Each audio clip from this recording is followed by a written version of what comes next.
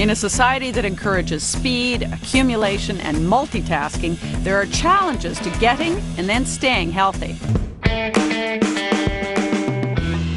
We're all busy. We live in a society locked in overdrive, bombarded by health advice that seems completely unrealistic given our insane lives.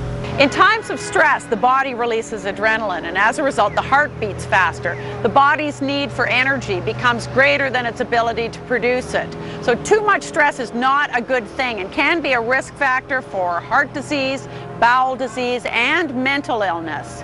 Tanja and Shane are two young professionals experiencing a great deal of stress, and they're not managing it well. Last year, Shane lost his job, and then unfortunately, I lost my job as well.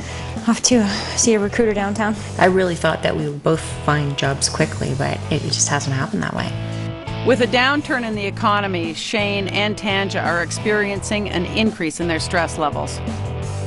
A certain amount of stress is good for us, and but there's that fine line between too much and not enough. Too little and we're not motivated, we're sluggish, there's no reason to get up in the morning, and too much, it causes us to get sick and takes us away from the things that we want to be doing. Okay guys, lunch is ready. Can you wash your hands? Any news on the BlackBerry, Tanja? We have a little shorter fuse, so she's a little short with me, I'm a little short with her at times, and it doesn't work for a peaceful environment all the time, let's just say. Nothing that's even close. I have an interview Friday. I think that too much stress has a real terrible effect on, a person's general health and well-being. I'm having anxiety attacks, you get heart palpitations, the whole thing, right?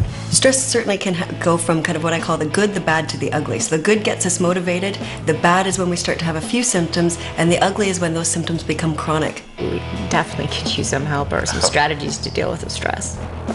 Stress and wellness expert Beverly Beuermann-King is arriving to give Tanja and Shane a few stress reduction tips.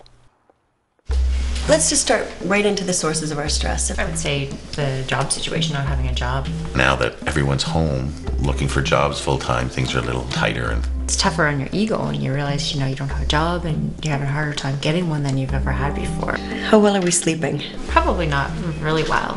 I find I don't have deep sleeps at all. So in other words, like if I roll over and my eyes are open, then I'm awake for the rest of the night. We need to figure out how to get a better night's sleep. And so it's only when you're sleeping that your body puts itself back together. And if you're not sleeping long enough or getting the right kind of sleep, it's going to affect you both physically and mentally. The biggest thing for the two of you is going to be a bedtime routine.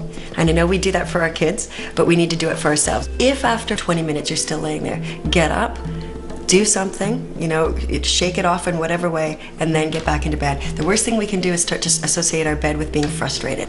Our body learns how to go to sleep. Stress reduction is critical, and we spend a lot of time and dollars on the end result, fixing the problems, but we often don't talk about how to deal with it ahead of time. So loser has to clean the washrooms. We react a lot, and I'd like to see us be a lot more proactive in terms of being healthy and reducing stress. Time to fill our own tank, and by taking that first step and making a few lifestyle changes, we can be on the right path to living healthy ever after.